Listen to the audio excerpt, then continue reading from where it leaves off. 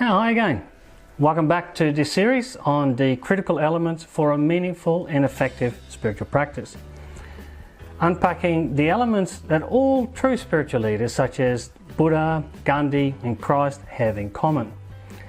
If you enjoyed the first lesson, then I know that you will enjoy this video too, and we'll be able to see why this is such a key element no matter what the specifics of your current spiritual life or faith tradition are. This video goes to the core of discovering true meaning to your life. It is a critical building block to finding a level of direction and sense of peace and calm in your life that cannot be achieved without it. Enjoy.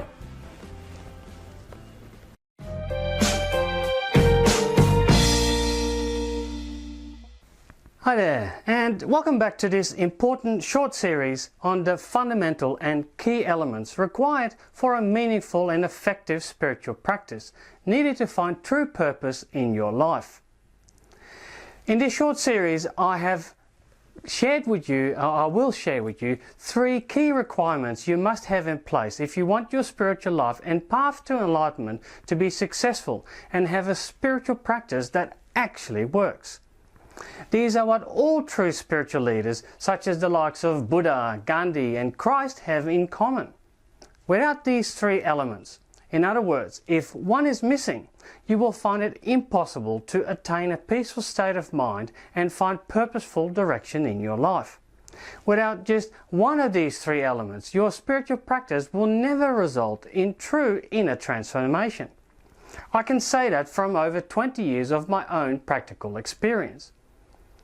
If you haven't watched the first lesson, make sure you do so now or straight after this video so you don't miss out on a valuable lesson and undermine your own spiritual growth. I want you to succeed and find inner peace and purpose and happiness in your life. Now, let us move on to the second key requirement, which is to love what is true. Addressing the head, you need the understanding to change and so engage in mindful discernment. In other words, you need wisdom. For this, we may study the Word through the sacred scriptures like the Gita, the Bible or the Quran. You need to unpack your beliefs through rationality and logic and carefully consider the things that are objectively so and not because we just want them to be true. We need to minimize our false thinking. We must have the humility too to accept that knowledge and wisdom originates from outside of ourselves, that we do not have all the answers within us. We must again accept that there is such a thing as truth and objective reality. The reason for us to support this, first and foremost, is because we should not wish to delude ourselves and live in a fantasy world. At some point, we will be confronted with the consequences of our actions and beliefs, and thus the sooner we comply with reality, the better. In other words, we cannot deny reality or its effects. Reality is greater than ourselves. By accepting what is true, we support something bigger than us. We submit to it and accept our place in it. The opposite is to fight it, seek to control it, and delude ourselves to be the only reality that matters. And that is not the road that leads to peace and enlightenment. Truth is light, and accepting the truth to the best of our ability is to enlighten our minds. This is a continuous process of improvement. As our understanding grows, so we must be willing to reprioritize and reorder and restructure our thinking. We must reconsider the consequences and our fundamentals based on newfound knowledge and understanding. Scripture tells us not to lean on our own understanding. It tells us that the divine is the way and the true light. In other words, objective reality itself and wisdom itself. That is what we must accept, and it is with this humility and open mind that we find what we seek on our spiritual quest.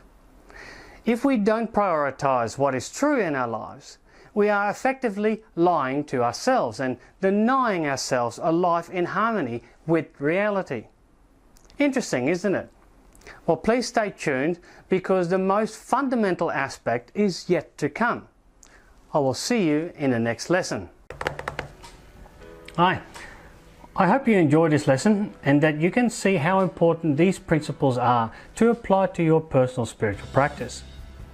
I love to help support and mentor you in your spiritual journey, and this is why I'm sharing these with you and have created a safe and supportive online community where you can share your journey together with the support of many people like you, dedicated to inner spiritual work. Now please look out for my next message, because I will share with you the third critical principle, and after that I will offer some invaluable support for you that I hope that you find just as amazing as the content of these lessons. I'm very keen helping others in their spirituality because it's my passion. I want to see as many people free themselves from stress and anxiety and develop a profound and deep sense of calm and purpose. The gift of true and lasting happiness is offered to all of humanity, and I'd like to help you find your own using my many years of soul searching and practicing a personal spirituality. I believe my insights and experience can benefit you too, as I offer some coaching and mentorship in this short course. But there's a lot more that I share with my community. Anyway, I will see you tomorrow.